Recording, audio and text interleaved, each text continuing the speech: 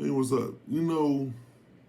I've been thinking about something. When somebody always asks you about your greatest accomplishment, like a lot of times, they always want you to say something from, the near future because they don't want you to say something that's old.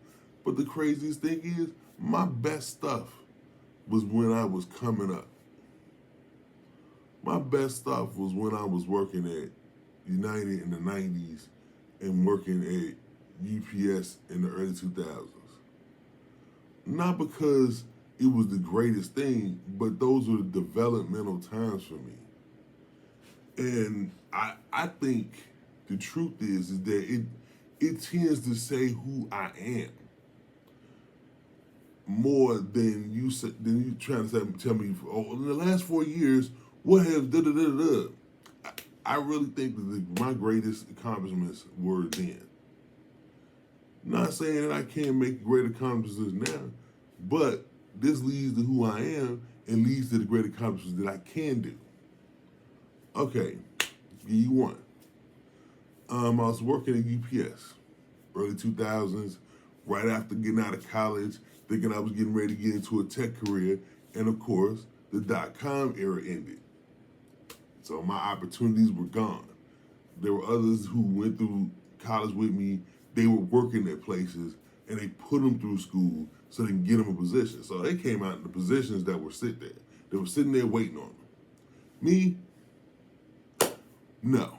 I was the one of the top guys, but I didn't get anywhere.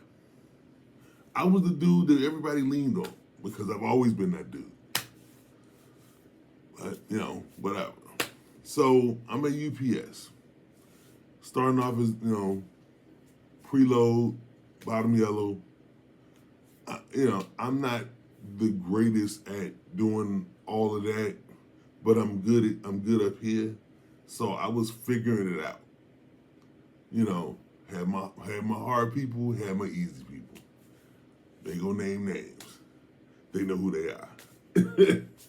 So, my supervisor at the time saw the potential in me, the managerial potential in me. So he suggested I get a promotion to part-time soup, which I accepted. Didn't know that it was going to end my tech career there because I couldn't get in TSG once I became a part-time soup. But anyway, so I go to be a part-time soup. Now, of course, I'm feeling my way through stuff, and there's some full-time soups that I just gotta say they're assholes. I can say it now, and things happen, and a lot of them didn't think that I was gonna do what I was doing, but I was over there. First thing I was doing, I'm working with my people. They came to me, hey, you need to do this with this person, and this with that person, and this with this person. I looked, everything they asked me to do wasn't going to make the situation more productive. So instead of me just saying, no, that's not going to work, I just walked over and did what I was supposed to do. And I did it because I said to myself, if the outcome is what we need, they're not going to ask me how I did it. They're going to assume that what they told me worked. Because, they always had this concept of, the whipping chair. They always want to whip and chair people and make people work, make you work, And then, of course, people quit. They got to train a whole new person. I just figured it was dumb for business. Dumb for business. So I go over. I look at my guys. One of my guys was at bottom. Look, he was upset. He was upset. He was mad at management. He was on the verge of quitting. He said he's gonna leave. But I convinced him to work for me. He said, "You here? I'm gonna work for you." He said, "You go, it's over." That's all I could do. Couldn't do nothing else with that guy. He was ready to go. He had already got down to the end of his rope. But I'm gonna make sure that he produced for me here right now because I'm gonna be good to him, and that's what I did. Bottom red, she was my ace. When I was in trouble over there and bottom yellow, she was my ace. So hey, they both did not want to be saddled on, and so I didn't. I made sure, hey, you had your stuff. Bottom Yellow, on the other hand, they had an assortment of people coming through. Nobody could ever accomplish what I was accomplishing, even though to certain drivers I wasn't accomplishing nothing. But it's neither here or there. I don't know if I was getting gaslighted there too, but um, so generally when I was supervisor, I generally had to go dig back in them trucks again.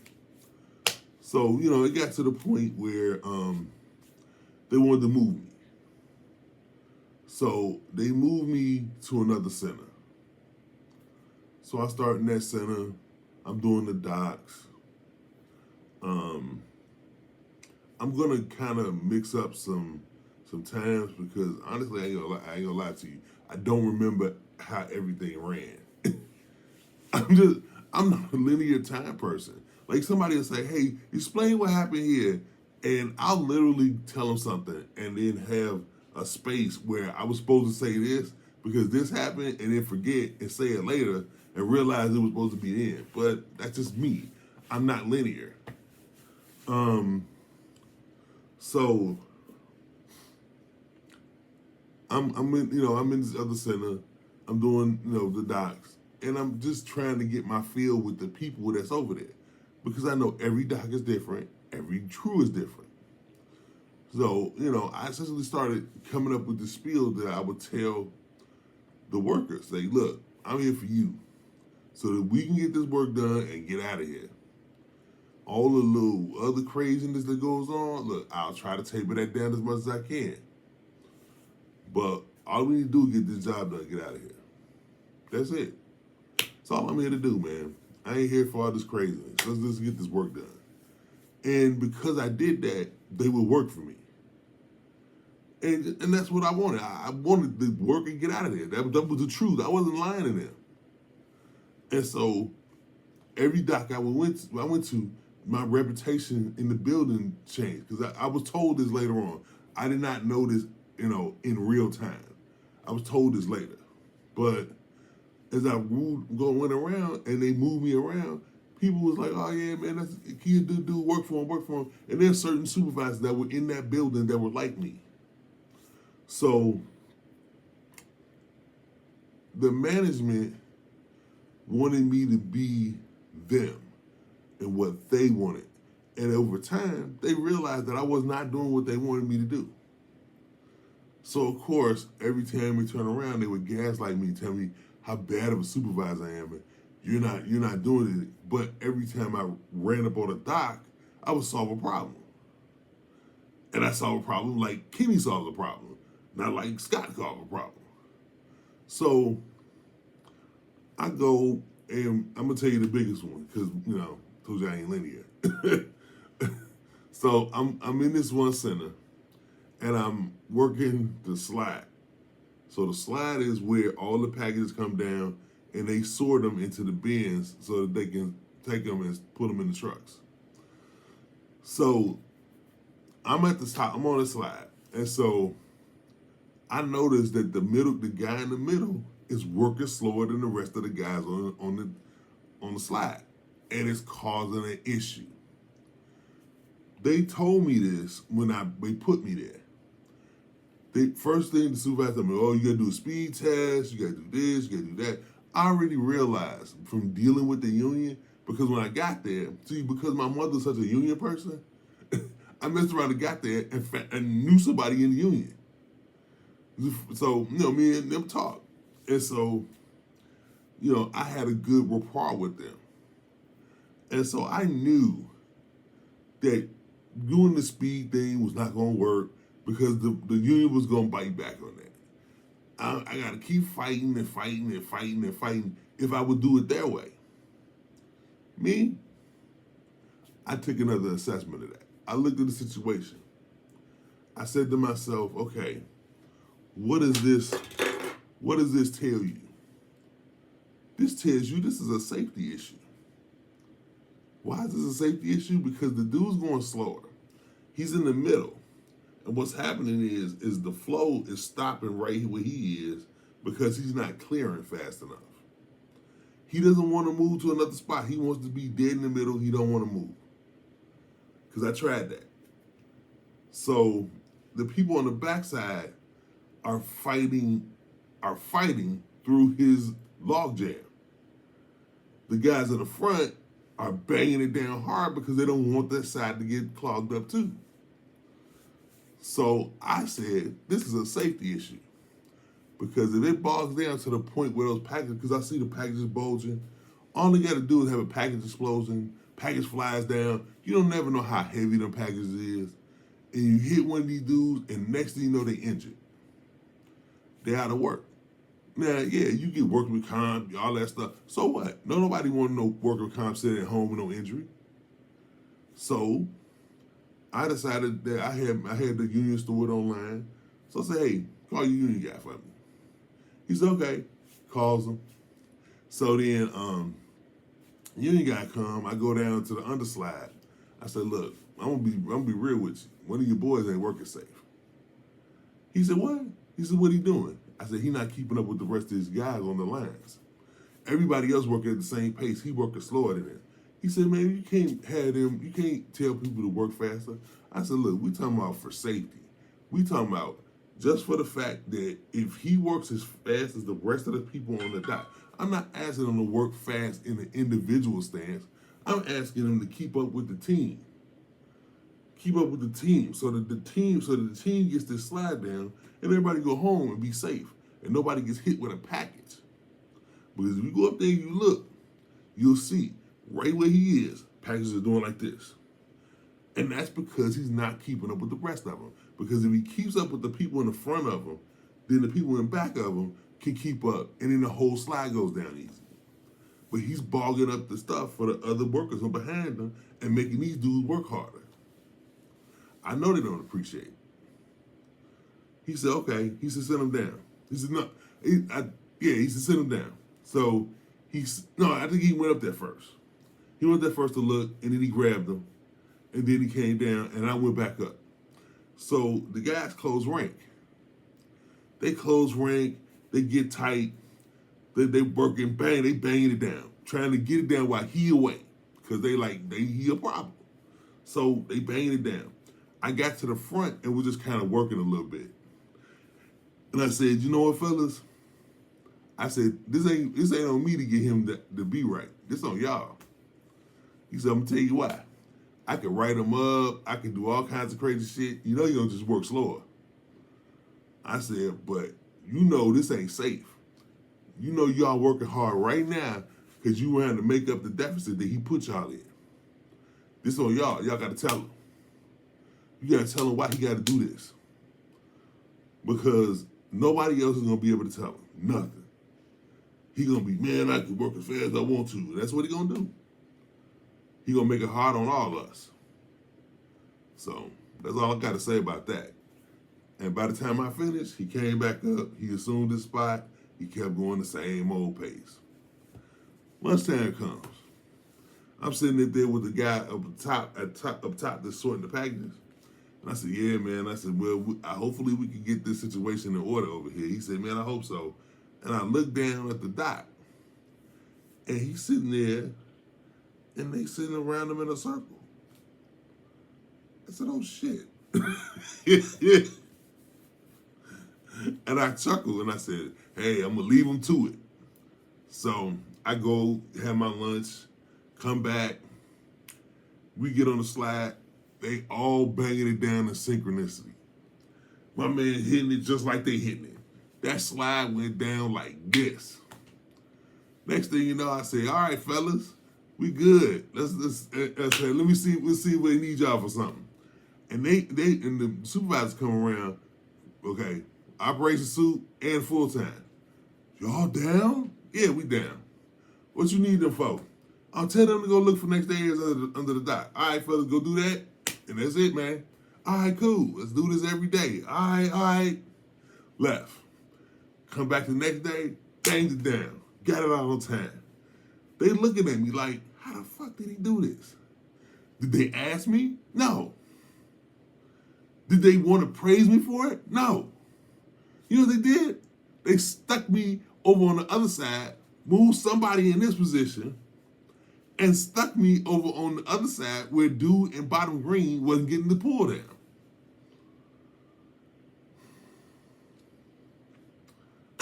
I'm sitting here like, are you kidding me? It's like, are you kidding me? So I was like, okay, you know what? I'm gonna keep on working. So I fixed it down. I fixed the guy down in bottom green too. Can't tell you what I did because some people might get angry at how I did it, but the dude was going through a divorce, and so I kind of motivated him to get the package out. I think people will kind of understand what tactic I used, but he got that thing there by himself, no help from top orange, and they looked at me again like, damn, he got him to work, and so they knew that I was motivating people, and they didn't care to ask me how I was doing it. They just kept using me, kept moving me around, telling me how bad I was. Then when they had no more use for me, then they ended up doing some other stuff, and then that's where I fell off into this whole thing and ended up leaving. You know, but the thing is this: I've always been that guy that can lead men. Always can. Women too. It was some women around there, but you know, mostly it was men. But I'm a guy that always can lead men because I understand what to do to motivate and get people to do the job. You know, I don't have to coerce them. I don't have to strong arm them. I don't have to threaten them with suspensions and this and that. No, humans are humans.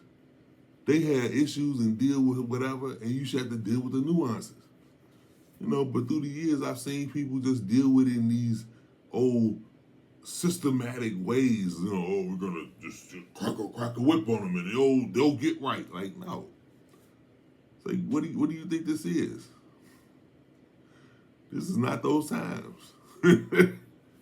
These are people that you have to deal with. And I dealt with them. And it's one of my strong suits. One of my best strong suits is to walk into any environment and be able to work.